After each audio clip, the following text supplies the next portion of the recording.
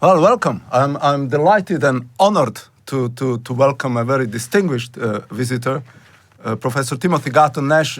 Professor Garton Ash is, as I Berlin Professorial Fellow at St. Anthony's College, Oxford, and a Senior Fellow at the Hoover Institution, Stanford University. He has published widely on the revolutions in 1989 in Central and Eastern Europe, on German history, on European integration.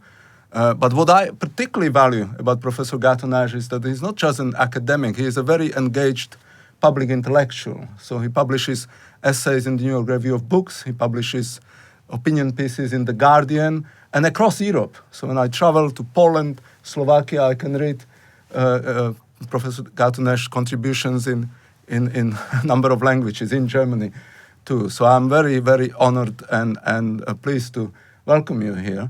And this is a contribution to our subject called Europe Without Borders. I would like to start by asking you about the legacy of 1989. You were a participant observer in these revolutions.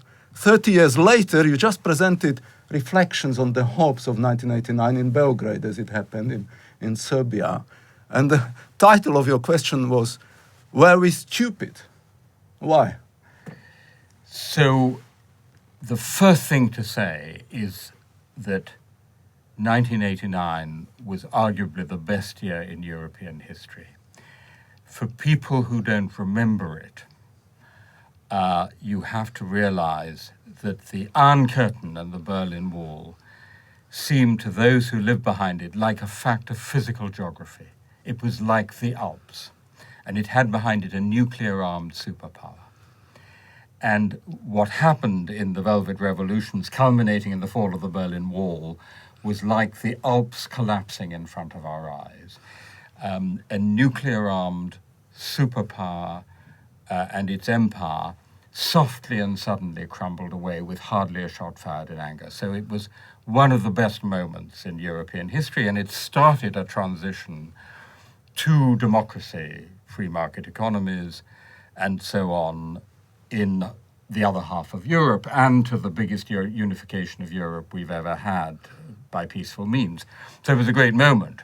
Now, 10 years on, 1999, even 20 years on, 2009, we were still celebrating this extraordinary achievement and the fact that the new democracies of East Central Europe had gone on to become members of the European Union and NATO. 30 years on, the picture looks very different. You have Viktor Orban in Hungary dismantling liberal democracy. I would argue Hungary is no longer a liberal democracy. You have Jarosław Kaczynski in Poland trying to follow his example, Urbanization à la Polonaise. You have strong nationalist populist movements across the continent of Europe, not just in Central and Eastern Europe. And the question is, why? Were there great mistakes we made back then? For example, in believing too much in the power of the market, of free market economics.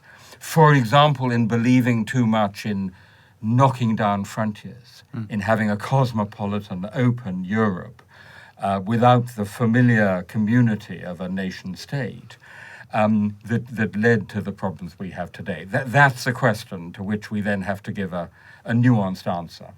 One of the concepts that animated debates amongst dissident intellectuals before 89 and after was the concept of Central Europe. And the slogan of the revolutions was a return to Europe. So in that way, it seemed obvious that the nations of Central Europe wanted to reclaim their European destiny, right? So what was absolutely the central strategic direction of 1989.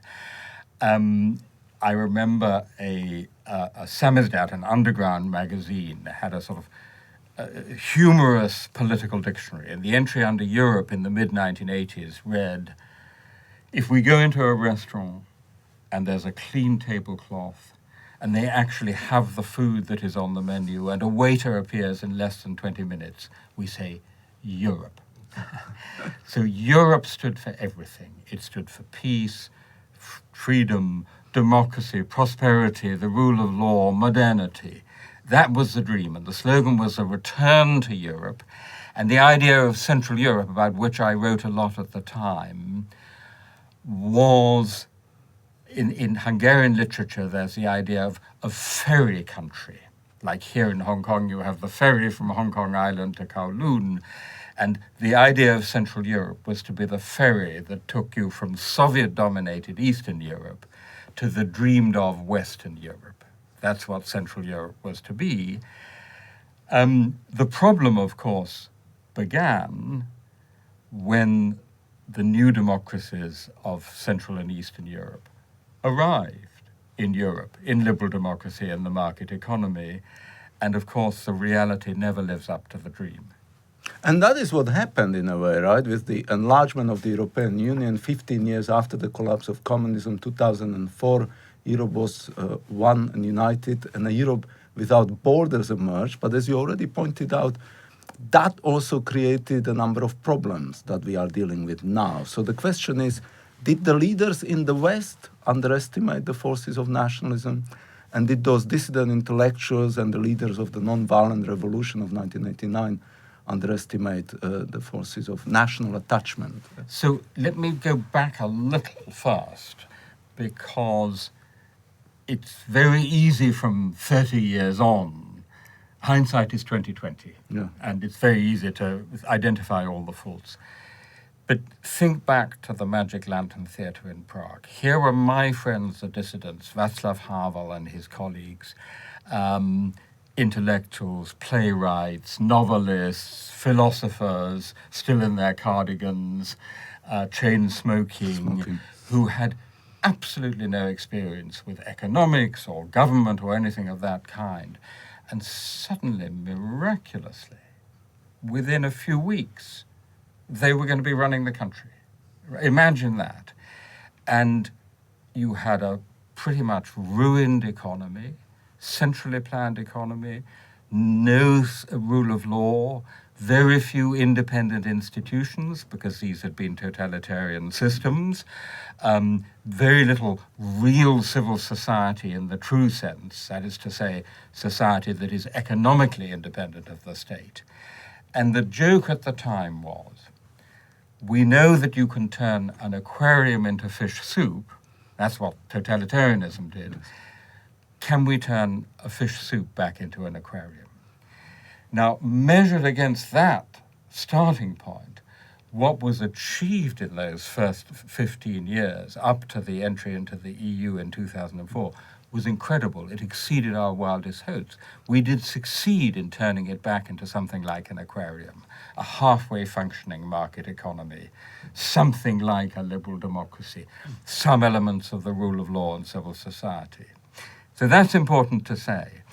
My argument is that where we began to be hubristic and have a kind of liberal overreach was in the moment of triumph around 2004, when we believed that everything could just carry on going so well and getting better, and did not realize a couple of things. Number one, that the transition to a free market economy in the circumstances of the financialized globalization of capitalism, some would say neoliberalism, had left a lot of people in these societies feeling left behind. If you went to a small town in southeastern Poland, or in eastern you Slovakia, could see, or in eastern Slovakia, it was a very different picture from the shiny new facades of Prague or of Warsaw. That point number one. Point number two, imagine you're 40 years old and suddenly everything you have ever known is changed. The street signs, what's in the shops, the political system, the economic system, the way you have to work. And suddenly the borders have gone and people are flowing to and fro, and West European secularism and liberalism and modern lifestyle and multiculturalism, all of this is happening all at once. I mean, it's a revolutionary change. And understandably, for a lot of people, it was just too much, too fast, too much change. And so people reached back to the familiar, the well-known community and identity, family, church, nation. And that's, I think, what we underestimated. My good friend, the brilliant French analyst Pierre Asnard, put it presciently when he said, as we celebrate the victory of universality and liberty, let us not forget the old yearnings that gave us socialism and nationalism, the yearning for solidarity and equality on the one hand, and for community and identity on the other. And I think we liberal internationalists, pro-Europeans, somewhat neglected those two great yearnings. My question, I wonder whether that moment of hubris, at least in Western Europe, occurred much earlier. I mentioned Eastern Slovakia because I'm originally from Eastern Slovakia. Right. But in 1989, I lived in what was then West Germany. And so I watched and witnessed the process that led to German unification. And it was alongside the process of German unification that the push towards European unity was greatly intensified. So it goes back to 1989 that we have the Treaty of Maastricht that created the European Union, a euro without borders, also the single European currency. So was that moment of hubris too fast, too far in relation to the European project? Did it occur already then, 89, so 92? That's an excellent point, but I think it's a slightly different story, because what I've been talking about so far is in the logic of a certain kind of liberalism. Yeah. What happened in relation to European monetary union, which is a crucial point, was something quite specific, which is this. There was already in the 1980s a project of a European monetary union to complement the single market. There was an economic logic to that. But when the Berlin Wall came down, it wasn't just Margaret Thatcher who panicked at the prospect of a united Germany. It was also the French President François Mitterrand and the Italian Prime Minister Giulio Andreotti. Margaret Thatcher foolishly tried to stop it. You advised her at some moment. I did, and I advised her not to try to stop it. I mean, I was a group of historians who was asked to advise her in March 1990. I've never forgotten a whole day-long seminar at her country house of Chequers. And all of us, very different historians, said, you must seize this opportunity of having a united Germany that's part of the West. But Mitterrand and Andreotti took a different course. They said, dear Helmut Kohl, we will support you in this, but we have a price. And our price is that you commit firmly to a timetable for European monetary union, so that united Germany will be bound in to a more integrated Europe, which Kohl anyway wanted. His slogan was, we want European Germany rather than a German Europe. So, of course, right? In effect, we got both, but that's another story. But related to this. Closely related to this. One other way to put it was put on the golden handcuffs of European integration. But the problem was that the means chosen to this end was monetary union. And that meant that from the outset, the monetary union was deeply flawed in its design in two ways. First of all, you had a monetary union without a fiscal union, a currency without a treasury. And we know from history, economists said at the time, I warned against it too, that's not going to work. Secondly, because it was an eminently political project, rather than the original economic one, the decision about which countries would be part of it was taken on political reasons. So Italy, although it did not qualify according to the criteria for national debt and budget deficit, had to be part of it because it was a founding member of the European Union. And then Spain had to be, and then Portugal had to be, and finally Greece, because how could we exclude the cradle of Western democracy from this core European project? So you got a monetary union which not only had this crucial flaw of having common currency without common treasury, but had far too diverse economies. And this has been a cancer to this day, eating away at the heart of European unity, Because in addition to the old divide, very familiar to you, coming from East Central Europe, between Western and Eastern Europe, you have a big new divide that's opened up between Northern and Southern Europe.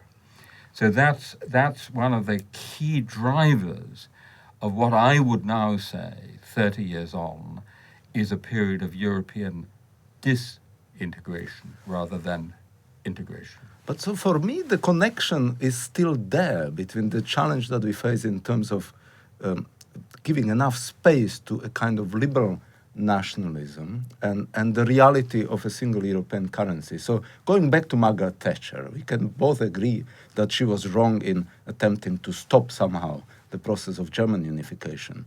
But she was proven right in attempting to stop that further step towards European unity. She was vehemently opposed against the single European currency, and that argument, I think, proved correct, right? There were many conservative observers who argued that the extent of political unity required for the single European currency to work is just not going to be deliverable, and the euro remains a currency in search of a state. And the question is whether Europeans can ever attain that level of unity. So the question of national identity. So I think there's a specific and a general point. Yes. The specific point is that for Germany, for Helmut Kohl, at that moment after the wall came down,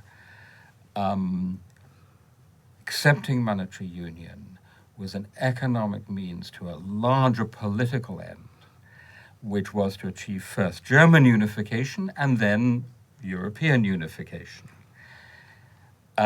So the monetary union was a means to the political end. The irony now is it is precisely the reverse. And the way the monetary union is dysfunctional is pushing towards a closer political union, fiscal and political union, which the majority of Germans and most other Europeans no longer want.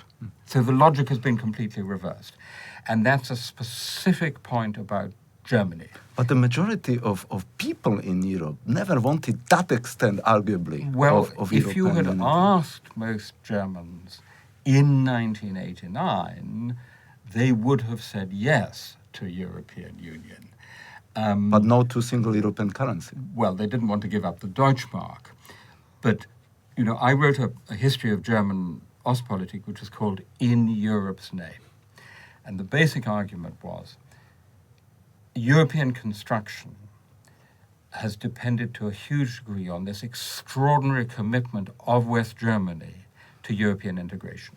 Why was West Germany so committed to it? For two reasons, idealistic and instrumental. The idealistic reason was that having created the greatest disaster in modern European history, namely Nazism, the Third Reich, and the Second World War, they wanted to make up for it, right? Put rather crudely. The instrumental reason was only by regaining the trust and confidence of your European neighbors could you make your way to the national goal of German unification. Mission accomplished, German unification achieved, the question posed was, what remains of German Europeanism? And the answer 30 years later is we now have a much more realistic, much more pragmatic German Europeanism, which is much closer to that of other European countries, as to say, quite calmly pursuing its national interest while being broadly pro-European. So my point is, the project was right for, so to speak, the state of consciousness in Germany and to some extent in France and Benelux back in 1989, but that state of consciousness no longer prevails. Now, your larger point, I completely agree with to this extent. We will not have a United States of Europe in any foreseeable future. The people of Europe are not ready for that. One of the greatest Europeans of our time, Bronisław Geremek, the former Polish foreign minister, a remarkable figure, A historian, said it to me, a also, historian, a great medievalist, medievalist, a historian, a survivor of the Warsaw Ghetto, a hero of the Solidarity movement in Poland. I remember him saying to me after the French and Dutch referendums rejecting the European Constitution, bo narody to nie chcą. The peoples don't want it. And so one has to recognize that fact, that in that sense we went too far. That does not mean that there isn't a very coherent project for a European Union, but it's a slightly different kind of European Union, which keeps the nation states as the main loci of democracy, but has very strong European institutions, which, for example, has a much stronger common foreign and security policy. Because we're sitting here in Hong Kong, and if you ask yourself, why do we Europeans need a European Union in the 21st century, then the clearest one-word answer is China. Faced with the emergence of these great non-Western, non-European superpowers, to defend our own interests, our European values, our European way of life, we need the scale that only Europe gives. So the challenge is to achieve that scale without trampling roughshod over the democratic sensibilities of members of individual European nations. And so that takes us back to the initial point you made, that perhaps that the importance of national attachments was not fully recognized, right? And recently you advocated that we should reclaim the language of what you called liberal patriotism. Yeah. I call it liberal nationalism. The question, though, is that enough? Would you accept that at least some segments in British society advocating the UK's departure from the EU did it because they believe that that is the only way to reclaim control over their destiny, to reclaim democratic self-governance? So, first of all, the point about liberal patriotism, and by the way, I use the term patriotism as opposed to nationalism stipulatively. So I stipulate the meaning that by patriotism I mean a positive, constructive love of country. Yes. By nationalism I mean a negative, aggressive attitude to other countries. Which incidentally is the meaning of that very word in most continental languages. So the very concept of liberal nationalism wouldn't work in German, in Slovak. As a historian of East Central Europe, I know all about 1848 and liberal nationalism. Yeah. So I have no problem with it analytically. I just think it's useful to use that stipulative distinction. Now, one of the mistakes that liberals made, particularly in post-communist Europe, but also elsewhere, was just to talk all the time about globalism, internationalism, cosmopolitanism, Europeanism, and leave the nation, the subject of the nation, to the populist right wing and the real nationalists and xenophobes. Whereas we should have developed a liberal notion of the nation, a civic patriotism, one in which everyone who is a citizen of the country and subscribes to the law and values of that country is a full member of the nation, not an ethnic definition of it. So I think that is absolutely what we need now. We need more liberal patriotism in that sense. I do not see that as being incompatible with having a strong European Union. To your question about Brexit, the brilliant slogan of the Leave campaign was "Take back control." That is so brilliant because it captures everything that people who felt left behind, ignored, neglected, felt. We want to take back control of our own destinies, and the argument from democratic self-government is amongst the most respectable arguments for Brexit. It has two problems at least. Number one, which nation are we talking about? Because Britain is a country made up of 4 nationalities, and the Scots are now crying blue murder. They're saying, we voted to stay in the European Union, you English are dragging us out against our will, right? So there's a question of national self-determination, which is posed there, which could result in the breakup of the United Kingdom. Secondly, I think it's actually wrong to suggest that our politics were being dictated by Brussels, by some foreign power, because you know very well that the key decisions in the European Union were mainly taken by national representatives working through the councils of ministers. Yeah, so the argument about being dictated would be more applicable to to countries on the periphery of the eurozone, like Greece. Absolutely. So Absolutely. where that tough rule of euro was certainly. So this is an important felt, point, because we were talking about liberalism and democracy. The analyst of populism, Cas Mudde, said that populism is a kind of claim for illiberal democracy faced with undemocratic liberalism. And the EU is certainly vulnerable to the charge of undemocratic liberalism. When a Greece or even an Italy has a democratically elected government which goes up against the austerity policy of the Eurozone, and the Eurozone says, no, you've got not only to change your policy, you've got to change your prime minister. That feels like undemocratic liberalism. The irony of the British position is we had opt-outs from most of those things, so we were the people who suffered from it least.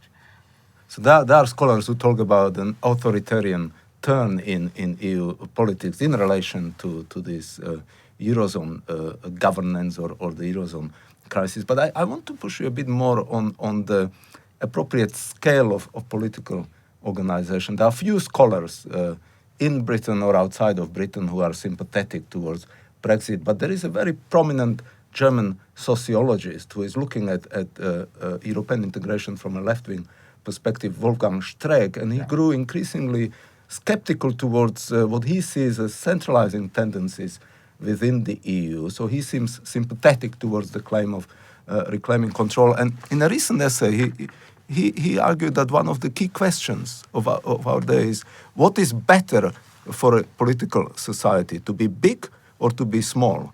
And better on what respect? How best to draw the borders between states that separate domestic from international political structures?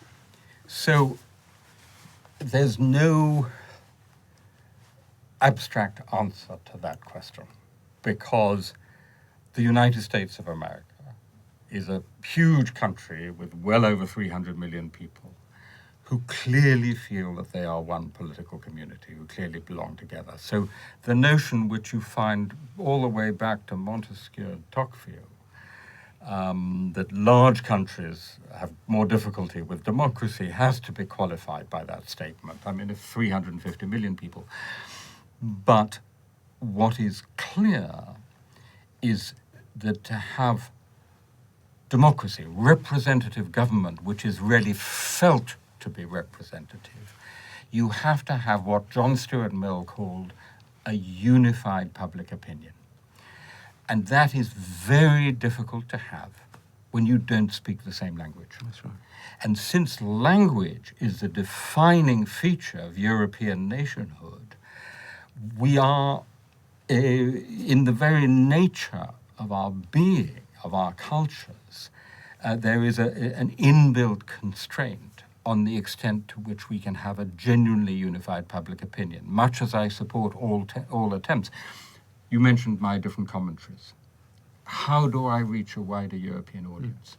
Not by just writing in English on some online website. That meets a tiny, tiny group of people. By having these articles appear in 10, 15 different languages. That's the only way to do it. So I think realistically one has to recognize that constraint and say, therefore, the European Union is not going to be like a traditional state. It's going to be, someone said, an unidentified flying object, a commonwealth. And we're creating a unique kind of polity where it's a kind of indirect democracy that is being practiced, delegated authority through the councils of ministers. What would you say to people who argue that the UK departure might actually help Europe in achieving that level of unity that is necessitated by the project of the single European currency? I mean, what to me seems to become ever more apparent is that we know, I mean, it's something of a cliche to say that the UK was always an uneasy and uncomfortable member in the EU for a number of historical reasons, but that is becoming even more apparent, right? That the UK system of governance, its attachment to the sovereignty of the House of Commons and to its the common law system, right, that we have in Hong Kong. It differs in many significant ways from the way in which European societies are governed. So if Europe needs more unity, which I don't believe is the case, but as we are told by economists and many political scientists who say that to fix the problems of the Eurozone, to fix the problems of migration, continental Europe will need to achieve more unity. It might be closer to that aim without the UK in it. So do you really think that France has more in common with Ukraine and Greece than France has in common with Britain? Do you seriously believe that? No. No. Well, you've answered your own question. It is a really, and it's fascinating how this narrative is now becoming established.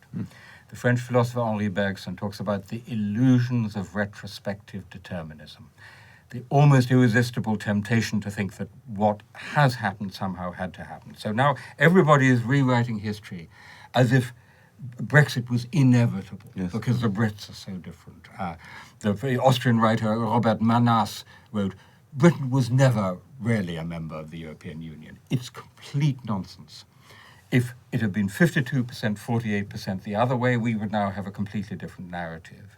Remove Britain, and Europe remains an incredibly diverse continent with very different political cultures and traditions. Even between France and Germany. Well, I was about to say, even if we think of core Europe as being what it has really for so long been, Carolingian Europe, roughly speaking the territory of Charlemagne's former empire, look at the fundamental difference exposed by Emmanuel Macron's letter to the citizens of Europe and the German Christian Democrat leader Annegret Kramp-Karrenbauer's response.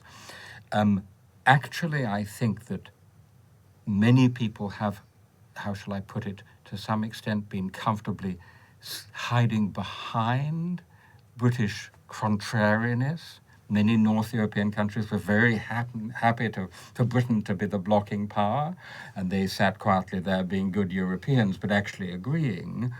Now you already see something called the Hanseatic League emerging within the Eurozone and the EU.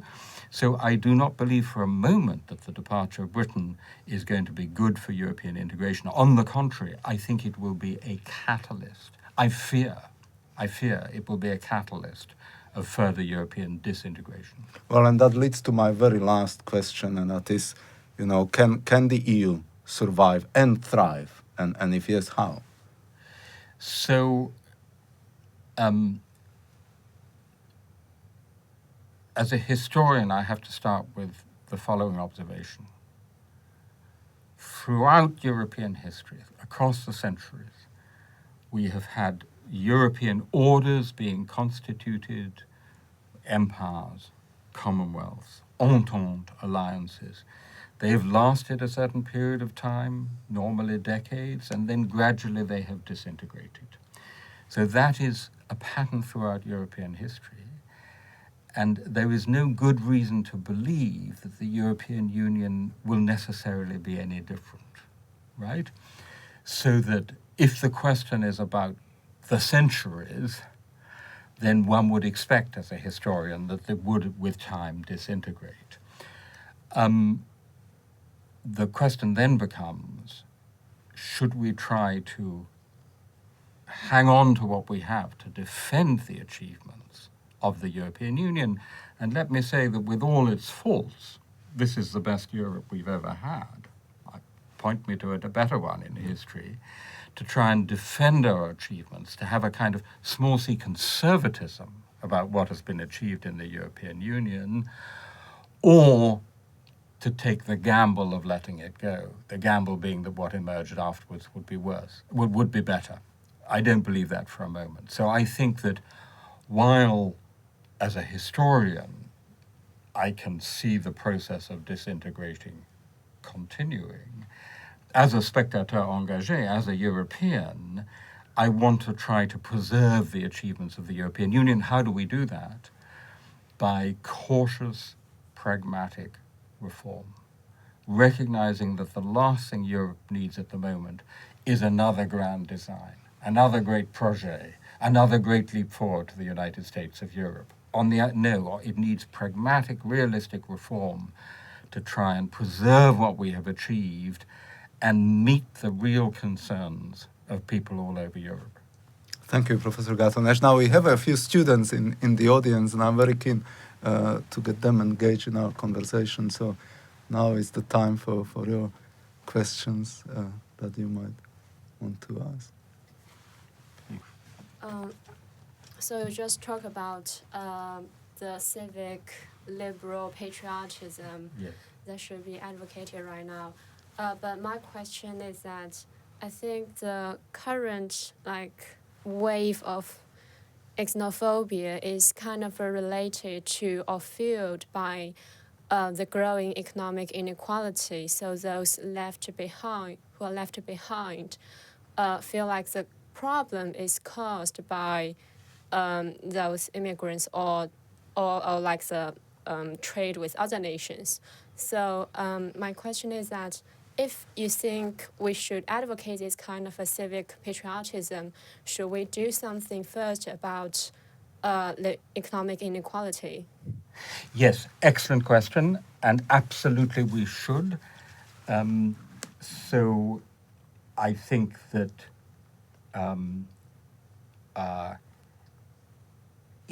let me give you just a figure, which is really quite remarkable. In 2014, the median income, median annual pay of top executives in Britain was £4.4 million sterling. The average wage was £26,000. That's a level of inequality we haven't seen for 100 years, and that certainly feeds this. And then what happens is, when you have freedom of movement, when you have a lot of immigration, the populists come along, populist politicians, and say to people, you're much poorer than you were because of the bloody foreigners, because of the immigrants, right? Now, that is not precisely the cause of it. There are other causes, but it seems plausible to people. So on the one hand, we have to address the real causes of inequality. And on the other hand, we have to show, it goes back to our conversation, that the state is in control of immigration. And this is different from absolute numbers. So let me give you an example. Canada has massive immigration, but it absolutely controls and manages its immigration. It's one of the few Western democracies that really has control of who comes across its frontiers. And therefore people accept large-scale immigration because they know it's under control. So I think that's what we have to do now in Europe, in the European context, both in the national context and in the European context, because unless you're going to dismantle the whole Schengen area, you've got to do something about the external frontier. That leads to another point, which is if I'm a good liberal and I believe in some basic human equality, what about all those people who are stuck outside the frontiers, which we've now secured? What about the tens of millions of people in Africa, just next to Europe, who are starving and who have living conditions so unworthy of any human being that they will risk their lives on leaky boats to go across the Mediterranean? So a liberal patriotism does something about the causes, manages immigration, but also has to do something about the rest of the world. Can I follow up on this? Because that is a very useful question, because we should have probably spent a bit more time talking about migration, also internal migration. You now talk about the importance of protecting Europe's outside borders, but there are serious, including socio-economic problems that emerge from Europe's commitment to four freedoms, right? The freedom of movement for individuals, so that you have countries like Bulgaria that are virtually being depopulated, where 1 in 5 people have left, right, over the last couple of decades. That causes problems to Bulgarian society. So is there a time to even discuss whether that freedom of movement should be somewhat managed or constrained? The Romanian finance minister, not the French finance minister, the Romanian finance minister recently suggested that Romanians working elsewhere in the EU should be limited to a 5-year period. because he recognized the damage that was being done to Romania, Bulgaria, Poland, you name it, by this extraordinary scale of emigration, mainly to the rest of the EU, since they joined the EU. In the Baltic states, it's up somewhere around 27% in one of the Baltic states. I mean, it's absolutely extraordinary. And what is more, it's often the most energetic, the better educated people. And as my friend Ivan Krastev points out, in the past, it was the losers of a revolution who emigrated. It was the French aristocrats after the French Revolution. It was the Russian whites after the Russian Revolution. Here, it's the winners of the revolution, the liberal pro-Europeans who emigrate. So that's a big problem for them. And it's a classic illustration of the one universally true law of history, which is the law of unintended consequences. Because, of course, what East Europeans most wanted in European integration, one of the things they most wanted was precisely the freedom of movement. So yes, I think we do need to talk about that. It's quite a difficult conversation to have, but I think we do have to think about that, particularly because it was specifically the scale of freedom of movement of people from Eastern Europe. Something like 2.2 million East Europeans came to Britain after 2004, which is the biggest single cause of the vote for Brexit. And so it was a pity, probably, that David Cameron did not succeed to convince his European counterparts to reconsider some of that. The first thing that was a pity was that when the European Union was enlarged to the east, most countries imposed a 7-year transition period on freedom of movement from the new member states. 3 countries, Ireland, Sweden, and the UK, had no limits, and therefore, obviously, most people came. With benefit of hindsight, that was the original mistake on the part of Tony Blair, to impose no limits. Yes, I think you're right. I think, again, with benefit of hindsight, if Germany had conceded something like a so-called emergency break on freedom of movement of people, that might just have swung the referendum the other way. I want to hand over back to our students, so I'm hoping for a couple more questions. Yeah. So if I understood correctly, when you were talking about kind of unifying Europe again, that we need some kind of pragmatic reforms, do you think that we have do you think the mentality of both the public and politicians at the time is geared towards these reforms? And if not, how do you think we can kind of change it so that that becomes almost a priority? That's a great question. The answer is, I think intellectually, some of them see the necessity of reform. Macron would be a classic example of someone who sees the reform. But public opinion, as we've been discussing, is in a very different place. It's not in the mood for great new European initiatives. And in particular, Germany is now the central power of Europe. Everything depends on Germany. You know, it's amazing how, if you think about this in historical perspective, where Germany was after 1945, where it was still in 1989, and now every question becomes, what does Germany say about it? And Germany is doing so well, is so prosperous, unlike people looking for work, right? The employers looking for labor, right? And has done so well out of the Eurozone that there's no sense of urgency about change in Germany. And an irony of Brexit is that if Brexit happens, even more will depend on Germany, even more will be asked of Germany. So my answer to your question is, it's not there yet. Whether we get it depends, if I may say so, on your generation. The generation I call the 89ers, those who were born in or around 1989, roughly speaking, say between 20 and 40 now, because your generation have been the great beneficiaries of this Europe. But if you don't mobilize to defend it, then in 10 or 15 years, it will be crumbling before your eyes.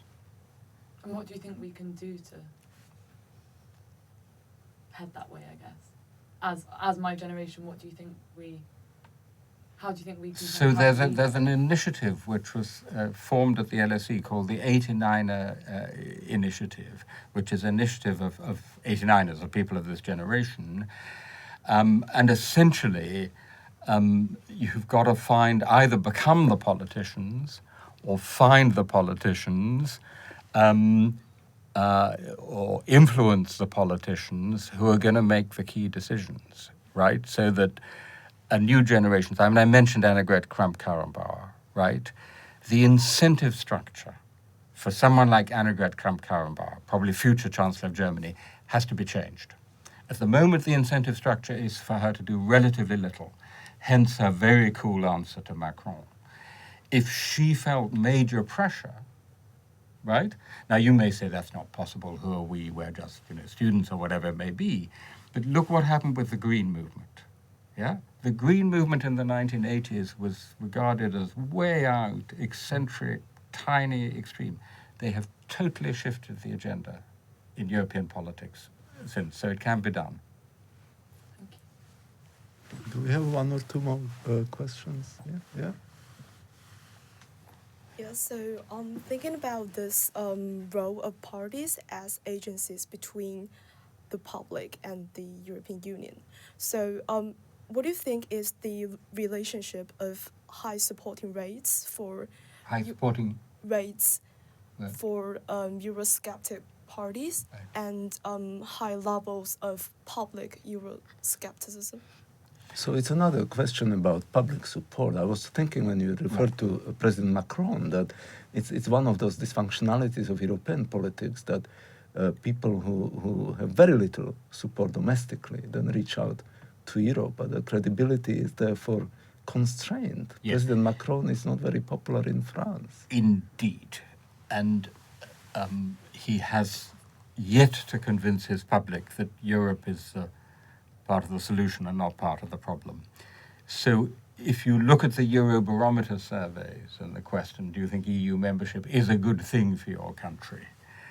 It's hovering around the 50% mark, some up, some down, a bit up after Brexit, because we have encouraged others to see the good advantages of remaining in the EU, so that there is this sort of basic skepticism, growing skepticism in a broader public about whether the EU is delivering what it promises to deliver.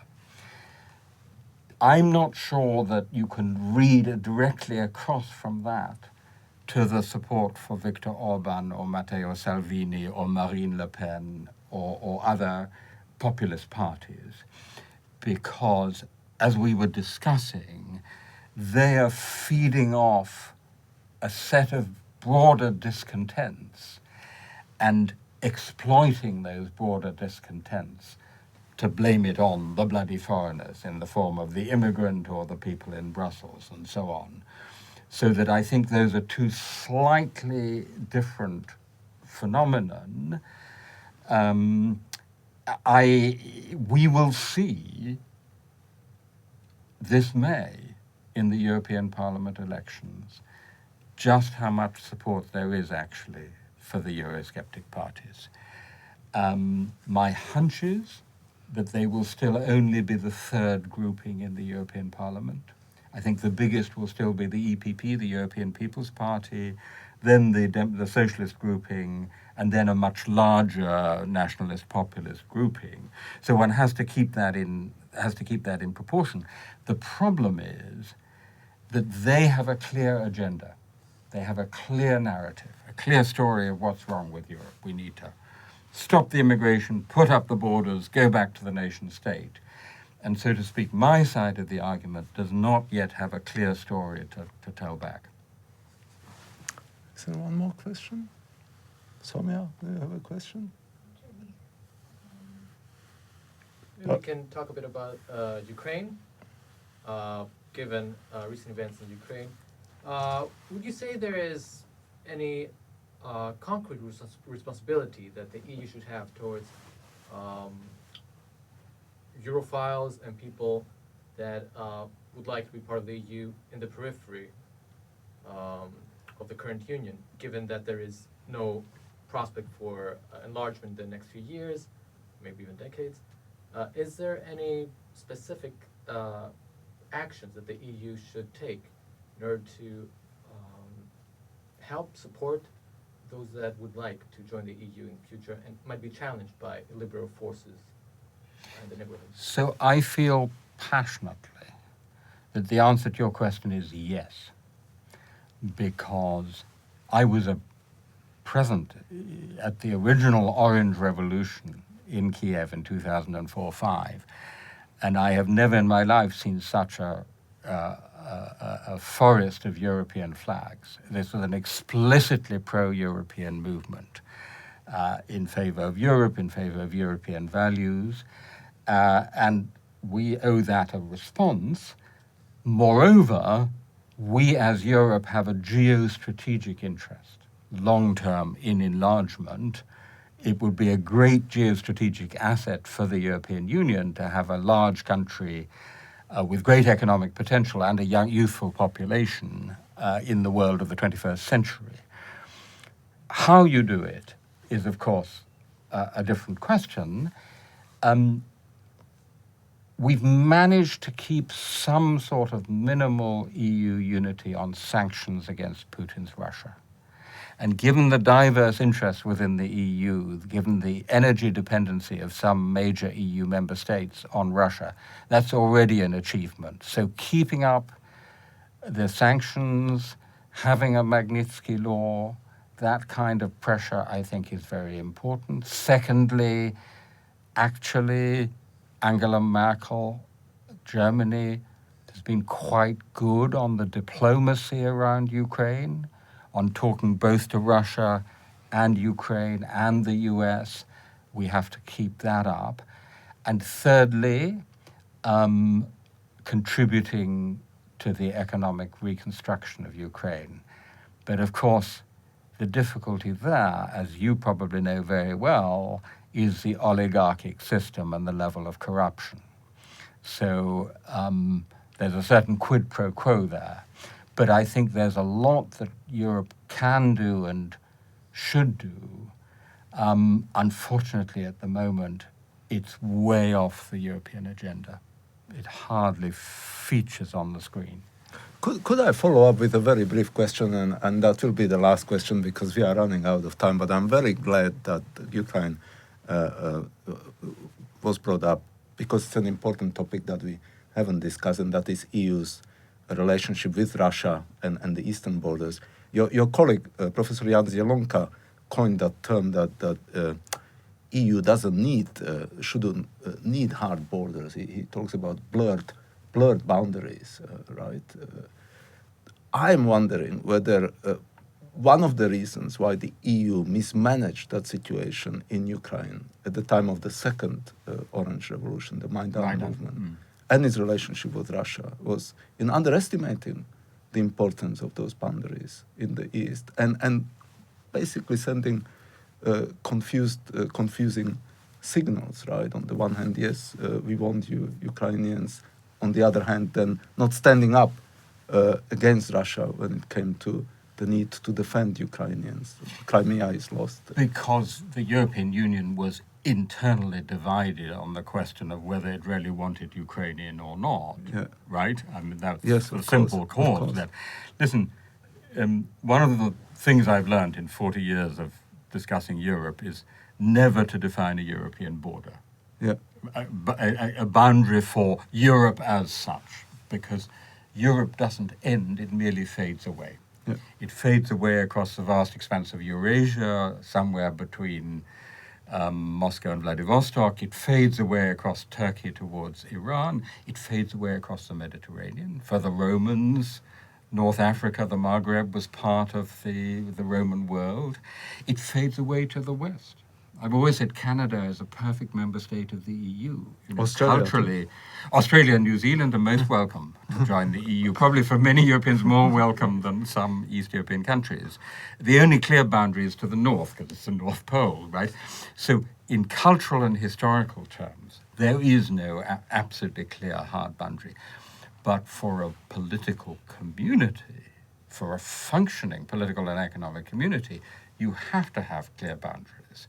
And that was, of course, the great mistake of Schengen, which we haven't talked about enough, the other great European project, which was to knock down your internal frontiers without securing the external frontier. So I think that good fences make good neighbors, but I do believe that commitment to enlargement has to remain part of the EU agenda. And last comment on this, because most successful political communities have some sense of progress, of going somewhere. The United States has managed, sometimes against the evidence, to have this sense for Manifest more than destiny. 2 centuries. Manifest destiny. People believe in it. Now, the European project had this. It had what I call the nimbus of irreversibility.